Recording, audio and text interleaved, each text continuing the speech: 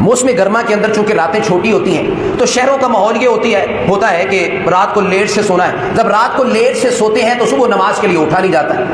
تو اس کے لیے یہ بات یاد رکھیں کہ رسول پاک صلی اللہ علیہ وآلہ وسلم کی یہ حدیث ہمیں اپنے ذہن میں رکھنی چاہیے کہ ہم جو صبح نماز کے لیے نہیں اٹھ پاتے, عموماً یہ ہماری عادت ہے, مسجدیں صبح کی نماز کے وقت خالی ہو جاتی ہیں گرمیوں کے اندر, راتیں چھوٹی ہوتی ہیں, رات گئے ہم جاگتے رہتے ہیں اور صبح نماز کے لیے نہیں اٹھا جاتا, ہماری صبح کی نماز عموماً لیٹ ہوتی ہے. یہ ایک دو حدیثیں یاد رکھیں. صحیح بخاری حدیث نمبر 657 رسول پاک صلی اللہ علیہ وسلم نے فرمایا کہ جو منافق بندہ ہے نا اس کے اوپر 2 نمازیں باری ہیں, فجر اور عشاء کی نماز منافق کے اوپر باری ہے. اور حدیث کا اگلا حصہ بڑا اہم ہے.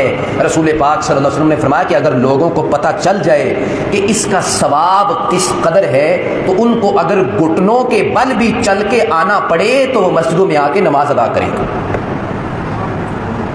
اتنا بڑا عمل ہے لیکن ہم اس کو اگنور کر دیتے ہیں. ہم کہتے ہیں کوئی بات نہیں, جب اٹھیں گے اس وقت پڑھ لیں گے, اور رات کو لیٹ تک جاگتے رہتے ہیں. باقی ساری کاموں کی پلاننگ, انتظام اور بندوبست کر لیتے ہیں کہ صبح ہم نے ایک لمبے سفر کے لیے نکلنا ہے تو رات کو جلدی سو جاؤ, صبح پیپر ہے رات کو جلدی سو جاؤ, صبح ہم نے یہ فلاں کام کرنے ہیں رات کو جلدی سو جاؤ. لیکن نماز کے لیے ہم انتظام نہیں کر سکتے, نماز کے لیے پلان نہیں کر سکتے, منصوبہ بندی نہیں کر سکتے, جس کے لیے رسول پاک صلی اللہ علیہ وسلم اپنی زبان اطہر سے یہ فرما رہے ہیں کہ یہ منافق پر باری ہے فجر کی نماز اور عشاء کی نماز. اور جو بندہ جس کو پتہ چل جائے کہ اس کا ثواب کتنا ہے, اسے اگر گھٹنوں کے بل بھی چل کے آنا پڑے تو وہ یہ نماز آ کے ادا کرے.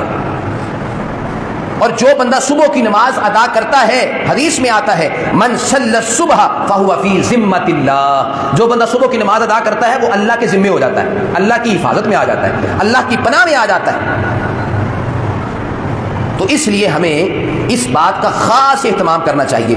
ایک حدیث ہے سنن ترمذی کی حدیث نمبر 223, رسول پاک صلی اللہ علیہ وآلہ وسلم نے فرمایا کہ جو بندے صبح کی اور عشاء کی نماز, تاریکی والی نماز کو اہتمام کے ساتھ ادا کرتے ہیں, ان کو خوشخبری سنا دو مکمل نور اور روشنی کی یوم القیامہ, قیامت والے دن ان کے لیے مکمل نور ہوگا اور روشنی ہوگی.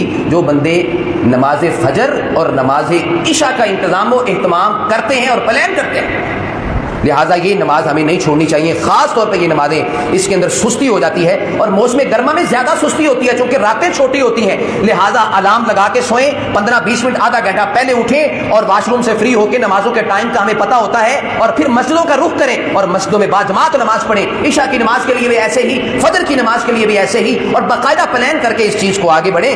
زندگی مختصر ہے, زندگی گزرتی جا رہی ہے.